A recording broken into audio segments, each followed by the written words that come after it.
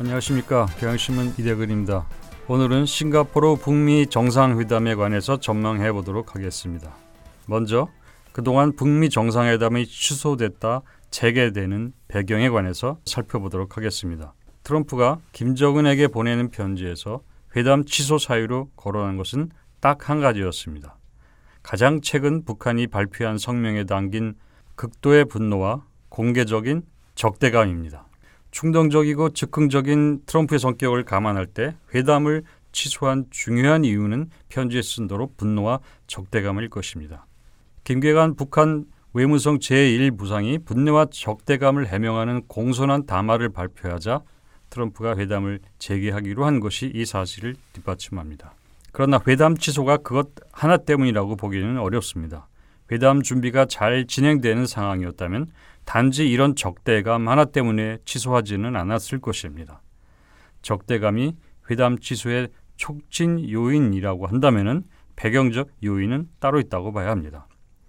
바로 북미 정상회담의 본질적 사안인 북한 비핵화 가능성에 대한 회의였습니다.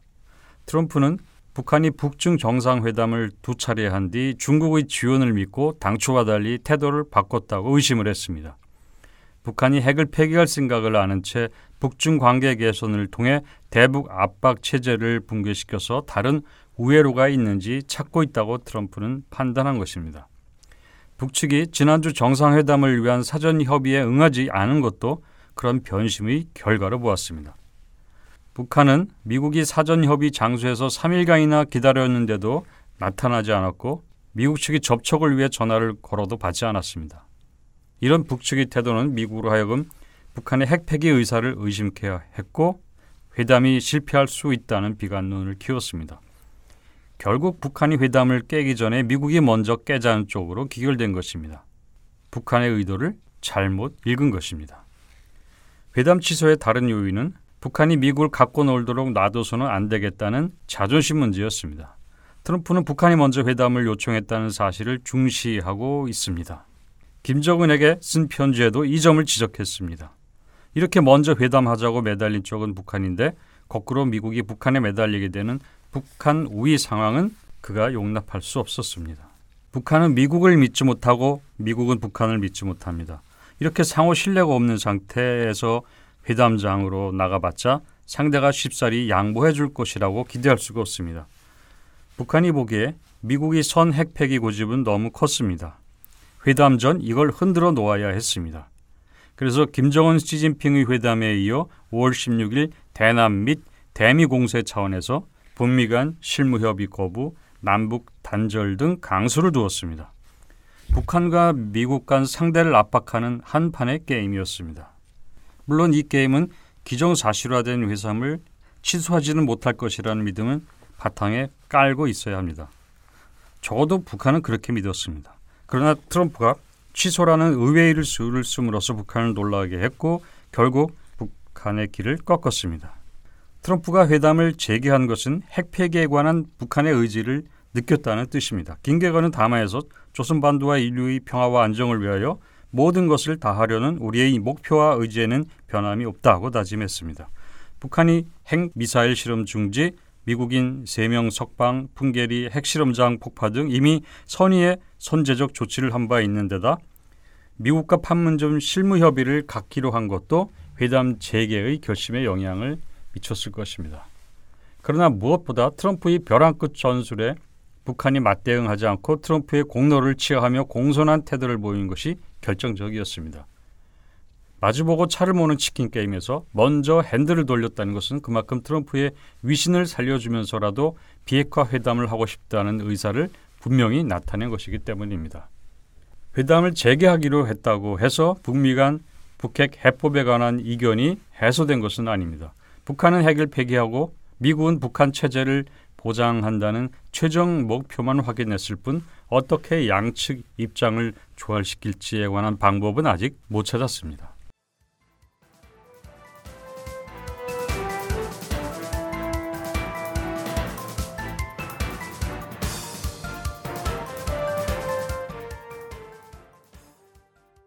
지금 북미 정상회담이 열린다면 그 회담이 깨질 만큼 여전히 양측의 이견은 큽니다. 먼저 완전한 비핵화와 CVID, 완전하고 검증 가능하고 되돌릴 수 없는 핵폐기 간의 차이입니다. 김정은은 문재인 대통령과 다시 정상회담을 갖고 완전한 비핵화를 약속했습니다. 이전에 정부는 완전한 비핵화가 곧 CVID라고 설명을 했습니다. 그러나 북한이 김계관 외무성 제1부상은 존 볼튼 국가안보보좌관을 비난할 때 CVID에 의한 리비아식 모델을 공격한 적이 있습니다. 완전한 비핵화를 한다면서 CVID는 안 하는 방법이 있을까요? 완전한 비핵화, 정부의 CVID, 미국의 CVID는 같은 것일까요? 다른 것일까요? 완전한 비핵화는 북한의 비핵화 구상, 즉 단계적, 동시적 방법을 전제로 한 것입니다. 반면 미국의 CVID는 선 핵폐기 후 보상을 의미합니다. 정부의 CVID는 핵폐기 방법론에 선을 거론하지 않은 채 단지 최종 상태만을 주목하는 표현입니다. 그러므로 김정은이 다시 완전한 비핵화를 약속하고 북미 정상회담을 개최한다 해도 미국과의 절충 여부는 여전히 미지수로 남아있는 겁니다. 그 다음 북미 간 이견은 핵폐기가 우선인가 동시적인가의 갈등 문제입니다. 선 핵폐기 후 보상을 제시하는 미국 정부를 비판한 김계관의 5월 16일 발언은 여전히 유효합니다. 북한의 입장은 변함없이 단계적 동시적입니다. 북미 회담에서 포괄적 합의를 하고 이행은 단계를 밟아가되 단계마다 북미가 각자의 책임을 동시에 수행하자는 방안입니다. 김계관은 5월 25일 담화에서도 첫 술에 배가 부를 리 없겠지만 단계별로 해나가면 지금보다 좋아질 것이라고 말을 했습니다. 북한의 핵폐기, 미국의 대북 적대시 정책 철회 과정에는 시간이 걸립니다. 북한의 말대로 단계적일 수밖에 없습니다. 트럼프도 이 점을 부인하지는 못합니다. 트럼프는 5월 22일 비핵화 조치에 필요한 물리적 이유들 때문에 아주 짧은 시간이 걸릴 수는 있지만 근본적으로는 일갈타결될 것이라고 말을 했습니다. 그러나 북한이 단계적이라는 말이 시사하는 시간과 미국의 아주 짧은 시간 사이에는 여전히 시차가 있습니다. 뉴욕타임스는 5월 20일 트럼프 행정부 당국자의 말을 인용해서 이렇게 보도했습니다. 미국은 김정은이 싱가포르 회담에서 비핵화에 합의하고 6개월 내로 핵무기의 일부 반출, 핵물질 생산 시설의 폐쇄와 자유로운 사찰 등 첫 이행 조치의 실행 일정을 잡는 것을 기대하고 있다. 미국은 속도 전환을 원합니다. 그러면서도 미국은 북한이 속도를 내도록 유인할 수 있는 북한 체제 보장 방안에 관해서는 아무런 언급이 없습니다. 트럼프가 말하는 아주 짧은 시간은 북핵을 폐기하는 속도를 말할 뿐입니다. 핵무기는 북한이 체제 안전을 위해 확보한 것입니다. 그런데 아무런 체제 안전 장치 없이 먼저 핵 폐기의 중대 조치를 취하라는 것은 무리한 요구가 아닐 수 없습니다. 북한이 무엇을 믿고 6개월 내 핵을 폐기하겠습니까? 이 질문에 대한 미국의 대답이 없습니다. 북한의 요구는 핵 폐기 조치를 하면 미국도 호응하는 조치를 내놓으라는 것입니다. 합리적 주장입니다. 그러나 북한은 믿을 수 없으니 일단 먼저 핵을 폐기한 뒤 무작정 기다려보라는 것이 미국의 입장입니다. 미국이 알아서 해주겠으니 미국의 선의를 믿고 기다리라는 것입니다. 미국은 북한을 못 믿는다고 선핵 폐기를 요구하면서 북한에게는 미국을 믿고 따르라고 한다면 이건 결코 공정한 거래라고 할 수가 없습니다. 트럼프는 큰 합의, 단기간 스펙터클한 장면을 보여주기를 원하면서도 그게 가능한 조건과 방법을 전혀 제시하지 못하고 있습니다. 한마디로 전략 부재입니다. 트럼프를 제외하고 온 세계가 걱정하는 것이 바로 이겁니다. 트럼프의 전략이 있다면 북한의 무조건 굴복입니다. 사실 그게 가장 쉽고 간단한 방법이기는 합니다. 복잡한 거래와 주고받기의 과정을 생략할 수 있습니다. 그러나 김정은이 아무리 핵폐기의 전략적 결단을 내렸다 해도 자기의 체제 안전을 걸고 도박할 용기까지는 없을 것입니다. 북미 간에는 최종 단계에 관한 그림이 서로 다릅니다. 북한이 생각하는 비핵화의 최종 단계는 미국이 구상하는 것과는 다릅니다. 체제 보장의 수단인 핵을 폐기하는 것인 만큼 핵 아닌 다른 수단에 의해 체제 보장책이 미리 마련되어 있어야 한다는 것이 북한의 입장입니다. 핵과 미국의 체제 안전이 동시에 교환되어야 하는 것입니다. 이사 간다고 방을 빼고 나왔는데 정작 옮겨 살 집이 없다면 당황스러울 것입니다. 문재인 대통령은 5월 27일 정상회담 결과를 설명하면서 이렇게 말했습니다. 김정은 위원장은 한반도의 완전한 비핵화 의지가 확고하다는 것을 어제 다시 한번 분명하게 피력을 했습니다. 김정은 위원장에게 불분명한 것은 비핵화 의지가 아니라 자신들이 비핵화를 할 경우 미국에서 적대 관계를 종식하고 체제 안전을 보장하겠다고 하는 것에 대해 확실히 신뢰할 수 있는가에 대한 걱정이 있는 듯합니다. 자, 그런데 미국은 북한이 핵 폐기 결단을 했으면 그 정도는 각오해야 하는 것 아니냐는 식입니다. 일단 방을 빼고 나오면 미국이 알아서 살 집을 마련해 줄 테니 믿고 나오라는 것입니다. 절대 신뢰하는 친구 간에는 이런 건의가 가능할지 모릅니다. 그러나 국가 대 국가의 거래에서는 불가능한 일입니다. 여전히 해소되지 않은 문제는 김정은은 과연 믿을 수 있는가 하는 것입니다. 한국인 상당수는 김정은의 핵폐기 결단을 믿고 있습니다. 한국 정부의 비핵화 정책도 그런 판단을 전제로 하고 있습니다. 두 차례 남북 정상회담을 하고 수시로 고위급 접촉을 하면서 북한의 의도가 무엇인지 피부로 느낀 결과라고 할 수 있습니다. 그러나 태평양 건너 미국 내의 분위기는 전혀 다릅니다. 트럼프가 김정은에게 속고 있다는 것입니다. 그래서 북미 정상회담이 실패할 가능성이 크다는 게 미국 내의 대체적인 견해입니다. 진보, 보수, 공화당, 민주당 가리지 않고 있습니다. 미국에서는 김계관이 12ID를 비판하면 거 봐라 핵폐기를 안 하겠다고 했잖아 하면서 이런 반응을 나타냅니다. 북한이 리비아 모델을 비판해도 핵폐기 안 하겠다는 뜻으로 해석을 합니다. 김계관은 5월 16일 이런 주장을 했습니다. 미국이 우리가 핵을 포기하면 경제적 보상과 혜택을 주겠다고 떠들고 있는데 우리는 언제 한번 미국에 기대를 걸고 경제 건설을 해본 적이 없으며 앞으로도 그런 거래를 절대 하지 않을 것이다. 이 발언의 취지를 설명하면 이렇습니다. 경제 지원을 구결하려고 핵을 포기하는 그런 비굴한 북미 회담을 우리가 하려는 것이 아니다. 미국이 대북 적대시 정책으로 불가피하게 북한이 핵을 보유하게 됐으므로 미국이 적대 정책을 포기해야 우리도 핵을 포기할 수 있다. 그런데 미국에서는 이 주장을 기존 입장과 달리 북한이 비핵화를 거부하겠다는 뜻으로 받아들입니다. 방북 취재를 한 바 있는 뉴욕타임스 칼럼니스트 니콜라스 크리스토퍼도 최근 칼럼에서 트럼프에게 이렇게 주문을 했습니다.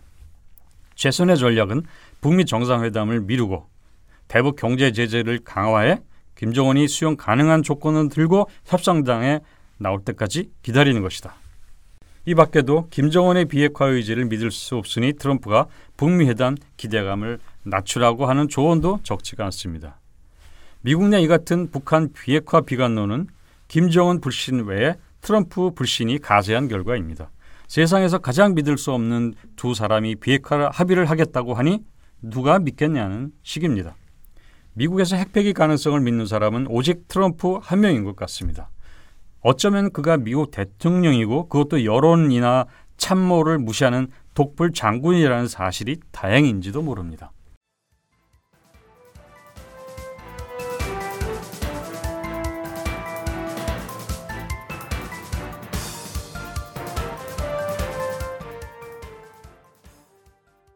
지금 트럼프가 알아야 할 세 가지가 있습니다. 첫째, 트럼프의 비핵화 전략이 없습니다. 트럼프는 비핵화 빅딜, 빅뱅이 가능하다는 사실에 흥분할 뿐 구체적인 방법과 과정에는 별 관심이 없는 것처럼 보입니다. 완전한 핵폐기까지 일정한 과정이 필요하고 그 과정이 순탄하기 위해서는 채찍만이 아니라 당근도 필요하다는 사실을 트럼프는 이제 알아야 합니다. 정교한 비핵화 북한 체제 보장 로드맵, 비핵화 경제 보상 로드맵을 짜야 합니다. 미국 정부 내의 북한 문제 전문가들의 의견을 경청하고 그들의 판단을 존중해야 합니다. 트럼프가 싱가포르 회담 전격 취소한 것은 트럼프가 홀로 결정할 때의 문제를 고스란히 드러냈습니다. 북한이 미국 정부의 분노와 적대감을 표출한 것은 비핵화 입장을 거두겠다는 뜻이 아니라는 사실을 북한 전문가라면 쉽게 파악할 수 있었습니다. 그런데도 트럼프는 존 볼턴 국가안보보좌관의 해석을 그대로 믿고 취소를 결정했다가 번복을 했습니다. 트럼프가 알아야 할 둘째 사안은 북한은 압박에 굴복한 것이 아니라는 점입니다. 트럼프와 미국 내 오피니언 리더들은 북한이 미국의 압박에 못 견딘 나머지 핵포기를 선언한 것이라고 믿고 있습니다. 경제 제재에 관해 말하자면 북한은 아직 버틸 수 있는 더 많은 시간 여력이 있습니다. 1년 혹은 2년까지도 더 견딜 수 있을 것입니다. 경제 제재에 의한 북한 굴복론은 김정은이 왜 지금 비핵화하려는지를 충분히 설명해 주지 못합니다. 김정은은 지금 스스로 국가 전략을 바꾸기로 한 것입니다. 그런데도 미국의 압박 때문에 북한이 선회한 것으로 믿는 트럼프는 김정은이 의심스러운 태도로 나오면 압박을 더 강화해서 문제를 해결할 수 있다고 생각을 합니다. 선핵 폐기 후 보상의 논리도 완전한 핵 폐기를 할 때까지 압박을 유지함으로써 핵 폐기를 유도하겠다는 발상에서 나온 것입니다. 압박 유지는 북한의 경로 이탈을 막는 효과가 있기는 하지만 그것만으로는 북한을 비핵화의 마지막 단계까지 이르게 하는 데는 한계가 있습니다. 만일 트럼프가 북한이 전략적 결단을 했음을 이해한다면 유연하고 다양하며 효과적인 방법을 구사할 수 있습니다. 북한의 멱살을 잡고 억지로 끌고 가는 것이 아니라 북한 스스로 비핵화의 길로 가도록 트럼프가 유인책을 쓸 수 있습니다. 비핵화 속도를 내려면 채찍만이 아니라 당근도 필요한 것입니다. 트럼프가 알아야 할 세 번째는 종전선언은 핵 폐기를 가속화한다는 것입니다. 문 대통령은 북미 정상회담이 성공할 경우에 남북미 3자 정상회담을 통해 종전선언이 추진되었으면 좋겠다는 기대를 가지고 있다. 이렇게 말을 했습니다. 미국이 핵 폐기 완료 이후 북한 체제를 보장해 준다면 북한은 비핵화에 적극적이지 않을 것입니다. 핵 폐기를 유인할 수 있는 일정한 보장이 필요합니다. 잠정적이나마 체제 보장을 미국이 해준다면 북한은 적극적으로 핵 폐기에 나설 것입니다. 종전선언은 바로 그런 잠정적인 체제 보장 효과를 노릴 수 있는 방안입니다. 미국이 종전선언을 하면 그 취지에 맞게 한미연합훈련 규모 축소나 취소 등 적절한 군사적 대결 해소에 나선다면 더욱 소망스러울 것입니다.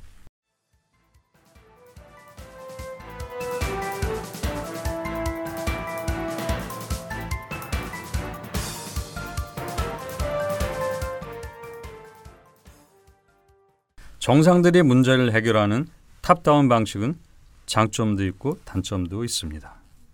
우선 먼저 장점을 살펴보겠습니다.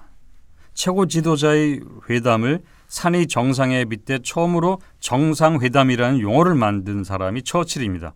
이 처칠이 정상회담의 특징을 다음과 같이 묘사했습니다. 두 적수 사이의 위험스러운 만남, 강렬한 의지에서 터져나오는 극적인 행동으로서 장엄한 새로운 전망을 펼치는 한판 승부. 지도자가 수많은 사람들이 지켜보는 가운데 모든 것을 걸고 도박을 벌이는 순간. 지도자의 명성을 죽이느냐 살리느냐 결정하는 권곤일촉의 기회. 일단 시작하면 물러서기가 거의 불가능한 여행. 정상회담의 가장 큰 장점은 결단력 있는 리더십에 의해 난제를 돌파할 수 있다는 점입니다.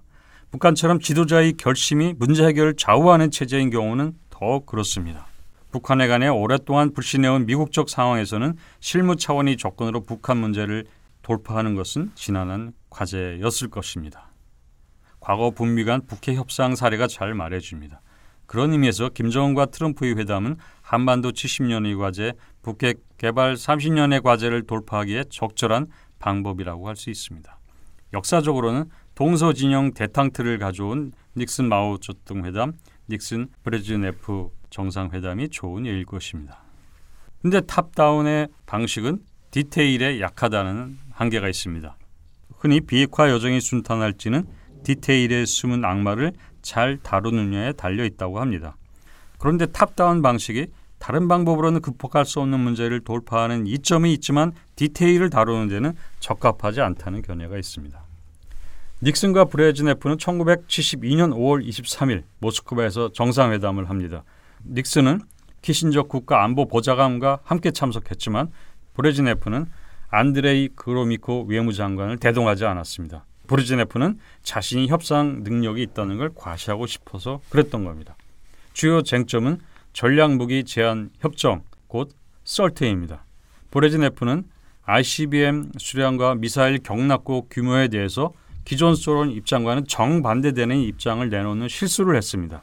양국 간 미사일 방어 기지의 숫자를 두고도 두 사람이 입씨름을 할 때 키신저가 끼어들자 브레즈네프가 이렇게 말을 했습니다. 당신은 입을 다물고 있으시오. 대통령과 내가 이 현안을 결정하겠소.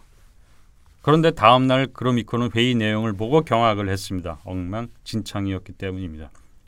그로미코가 다시 나서야 했습니다. 키신저는 나중에 이 문제를 두고 정부 수반이 복잡한 문제를 협상해서는 안 된다는 사실을 보여주었다고 말을 했습니다. 그러나 정작 키신저 자신도 소련과의 마크 협상에서 실수를 한 적이 있습니다. 정상회담 전에 밀명을 받고 국가안보보좌관으로 공적을 독차지할 욕심으로 국무부를 배제한 채 소련 측과 단독 비밀 협상을 할 때였습니다. 설트 협상에서 잠수함 발사 탄도미사일 간축 문제를 빠뜨린 채 합의를 했던 겁니다. 브레즈네프나 키신저가 해당 분야 전문 부서와 전문가를 배제한 채 협상한 결과였습니다. 트럼프도 비핵화의 세부적인 과제를 잘 안다고 보기는 어렵습니다. 브레즈네프 정도에도 이르지 못할 것입니다. 존 볼튼은 북핵 문제 해결에 안 맞는 인물입니다. 국무장관에 임명된 지 얼마 안 된 폼페이오는 비핵화 성공을 위해 노력하고는 있지만 비핵화의 세부적인 문제를 다 깨고 있는지는 알 수 없습니다. 주한 미국 대사는 물론 실무 책임자인 국무부의 아시아 태평양 담당 차관보도 현재 공석입니다. 설사 빈자리를 다 채우고 있다 해도 트럼프는 좀처럼 전문적인 의견을 묻지도 않고 관심도 갖고 있지 않습니다. 탑다운의 약점에다가 트럼프 리스크까지 겹치면 무슨 일이 생길지 알 수 없습니다. 일괄 타결에 성공한다 해도 회담 이후 비핵화를 이행하는 과정을 원만하게 진행하기 위해서는 철저한 공정관리가 필요합니다. 트럼프 리스크는 비핵화 과정에 얼마든지 다시 나타날 수 있습니다. 불의의 사고를 예방하려면 탑다운의 이점은 살리면서 차곡차곡 치밀하게 세부적인 문제를 풀어가는 바텀업의 장점을 함께 활용을 해야 합니다. 김정은이 핵폐기에 전략적 결단을 내렸습니다. 트럼프가 몇 가지 조건만 맞춰주면 핵을 내려놓고 개혁의 길로 가겠다는 것입니다. 목적지가 이미 정해진 것입니다. 그런데 비핵화 방법을 찾지 못해서 핵폐기라는 목적지에 이르지 못한다면 그것처럼 안타까운 일은 없을 것입니다. 이대근이었습니다.